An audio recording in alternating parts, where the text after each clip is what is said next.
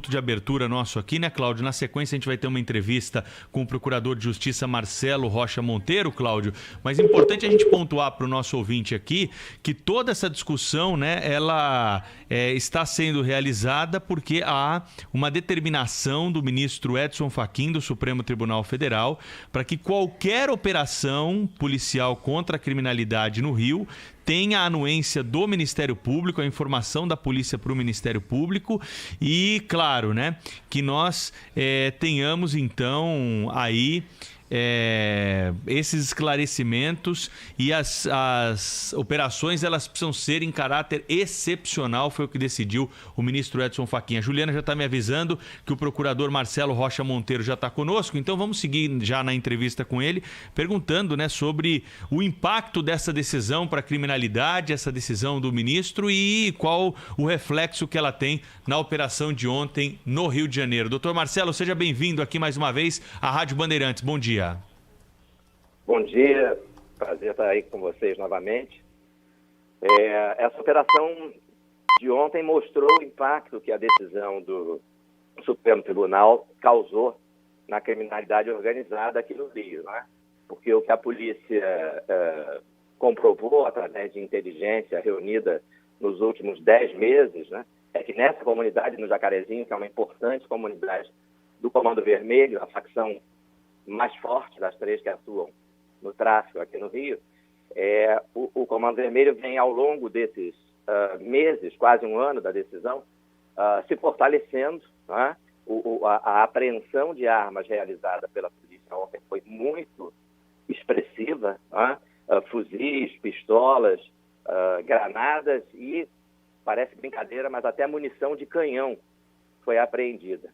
Ao longo desses meses, o tráfico, a criminalidade organizada como um todo, vem se fortalecendo, adquirindo mais armas, ganhando mais dinheiro, porque está livre da repressão policial. A repressão policial, no mínimo, diminuiu bastante, porque a decisão do Supremo ameaça policiais que realizem operações nesses lugares, com responsabilização civil, administrativa e criminal, né? Deve ser um caso único no mundo em que o policial que combate o crime é ameaçado ser responsabilizado criminalmente. O policial, não o bandido que pratica o crime, mas o policial que busca prendê-lo. Doutor Marcelo Rocha Monteiro, muito obrigado por aceitar o nosso convite para conversar conosco. Eu fico muito impressionado, doutor Marcelo, é o seguinte, o nosso repórter lá na rádio, da Rádio Bandeirantes lá no Rio de Janeiro acabou de descrever aqui uma manifestação na porta lá na cidade da polícia, na frente da polícia, protestando contra a operação. Protestar contra bandido, protesto contra bandido não tem não, né, no Rio de Janeiro?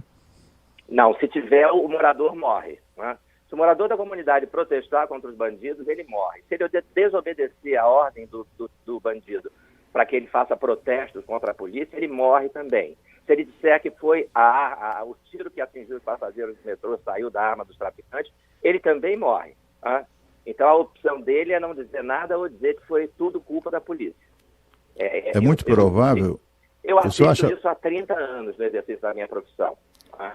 Então, essas pessoas estão ali subjugadas pelo tráfico, né? A polícia tem relatos da operação de ontem de moradores que discretamente comemoravam a chegada da polícia porque eles estão entregues, né?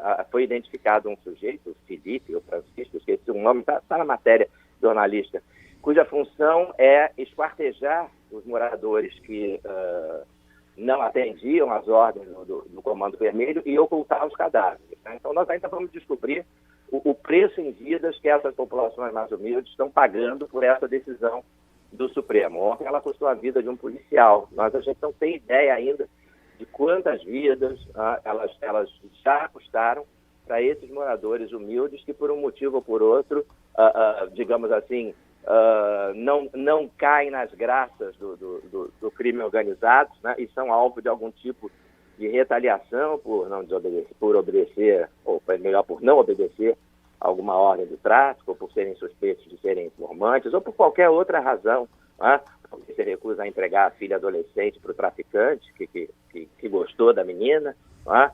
Então essas populações estão vivendo um terror, né? E o Supremo diz que a polícia não pode ir lá, né? Porque é pandemia e deve ter alguma lei que o ministro Fachin conhece, mas não conta para a gente, que diz que durante a pandemia está liberado o tráfico, está suspensa a aplicação do Código Penal e a polícia está proibida de reprimir a criminalidade. Tá? O problema é que ele não conta para a gente qual é o número dessa lei. Pelo visto, só ele e os colegas conhecem, porque a função do judiciário é aplicar a lei. O que o Supremo está fazendo é administrar a segurança pública do Rio de Janeiro, o que é função da polícia, que é órgão do Poder Executivo, comandado pelo governador, que a população elegeu. Isso é o que o delegado disse ontem, né? O sangue desse policial que morreu está nas mãos dos que defendem o ativismo judicial.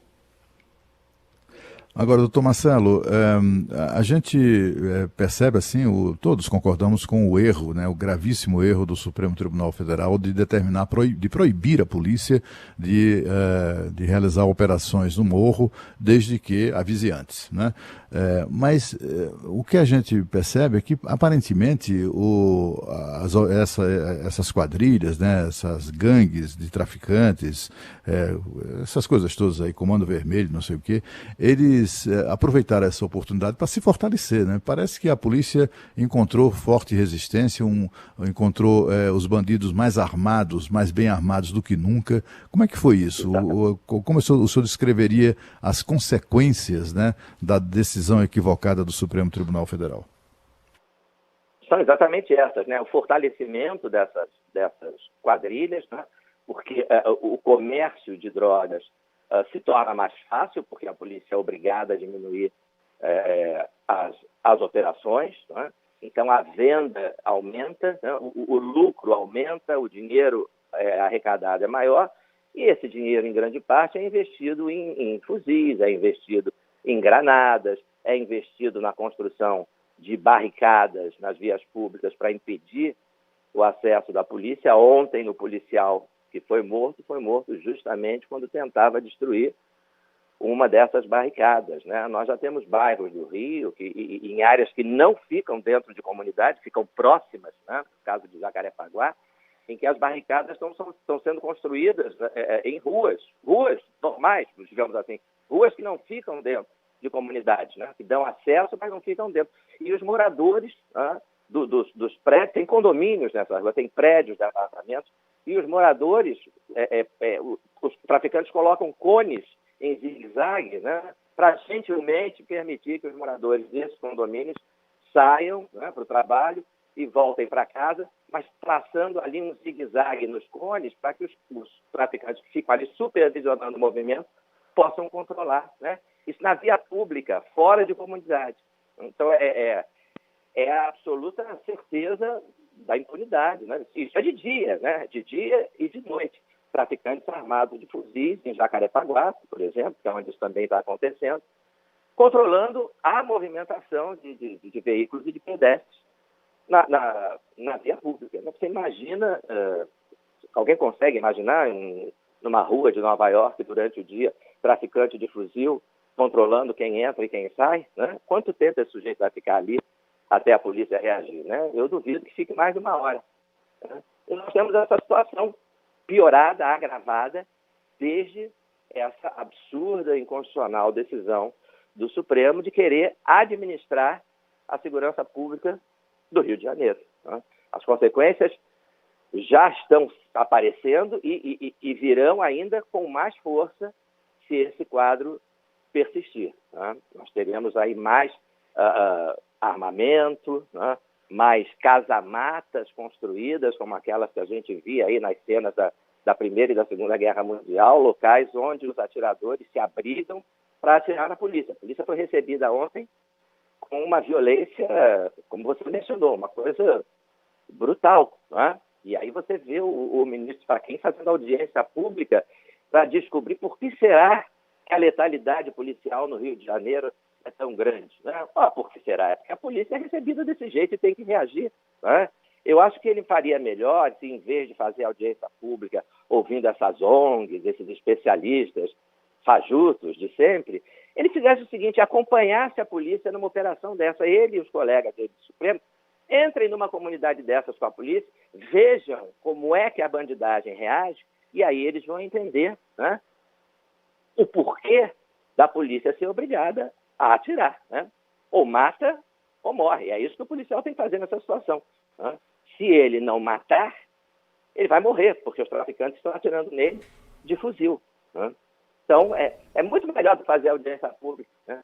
É sair do conforto do gabinete lá em Brasília e acompanhar a polícia numa das 1.413 comunidades dominadas pelo tráfico ou pela milícia, pelo crime organizado no Rio de Janeiro, né? A maioria pelo tráfico, 81% pelo tráfico, 19% pela milícia. Vai lá, acompanha a polícia e vê se a polícia é recebida, né? Pacificamente. Né? Eu vi um especialista desse na imprensa dizendo não foi uma boa operação. A operação boa é quando a polícia vai, prende os suspeitos e os leva para serem julgados. Né? Só tem um problema, o suspeito, né, entre aspas, quer ser preso, né? Como é que ele reage a isso? Ele põe os braços para cima e diz, pois não, senhor policial, sim, eu sei que estou preso, vou acompanhá-lo pacificamente até a delegacia de polícia. É assim que o criminoso do Rio de Janeiro reage? Não é. As imagens ontem mostram que não, né? Eles estavam pulando de casa em casa com fuzis na mão, atirando na polícia, e aí depois vem esse tipo de argumento aí que o senhor traz para nós. Eu queria só, para a gente encerrar a entrevista, doutor Marcelo, que o senhor trouxesse aí, o senhor que é um profundo conhecedor aí desse assunto no Rio, lida diariamente, né, à frente do Ministério Público Fluminense com essa questão da criminalidade. Qual é a expectativa que o senhor tem como um especialista da área para esse julgamento que vai acontecer no Supremo Tribunal Federal para referendar ou para modificar essa decisão do ministro Fachin? Eu gostaria muito que que a decisão fosse modificada. Né? Nós temos alguns ministros que são do Rio de Janeiro, né? Conhecem. É impossível que não conheçam a realidade da nossa criminalidade. O ministro Fachin evidentemente não conhece. Né? O ministro Fachin não entende absolutamente nada de segurança pública. A maioria dos ministros ali não entende absolutamente nada de segurança pública, o que não é demérito, né? Porque o juiz, e eles são juízes, tem que conhecer o direito. Né? Quem tem que conhecer a segurança pública é quem administra a segurança pública. Né? É o secretário de Polícia Civil, é o secretário de Polícia Militar, são os delegados, são os oficiais da Polícia Militar, são esses. Né? O erro é a gente pensar que é o Supremo que tem que administrar a segurança pública. Né? E agora querem que o Supremo defina de forma detalhada e objetiva. Eu ouvi isso, inclusive, de colegas meus do Ministério Público, que é assombrado. Né? Queremos que o Supremo defina exatamente quando a polícia pode fazer e não pode fazer a operação. Não, mas não é o Supremo, é o policial ali na hora que tem que definir, olha, aqui o negócio está ruim, estão dominando ali a área, estão esquartejando pessoas, estão aliciando crianças de 12 anos. Então, picotou a linha. Isso é uma decisão que tem que ser tomada a cada caso, e se administrar. Isso não é julgar, isso não é função de judiciário. Isso é função do executivo, é função da polícia. Vamos ver se esse ativismo judicial louco, absurdo, desenfreado do Supremo, né? Vamos ver se eles caem na real e param com isso, né? E deixam os governantes eleitos pela população fazerem o seu trabalho. Doutor Marcelo Rocha Monteiro, procurador de Justiça do Ministério Público do Rio de Janeiro, conversou ao vivo aqui com os ouvintes da Rádio Bandeirantes. Obrigado pela entrevista, hein? Boa sorte para o senhor aí, até uma próxima oportunidade. Obrigado, um grande abraço para vocês.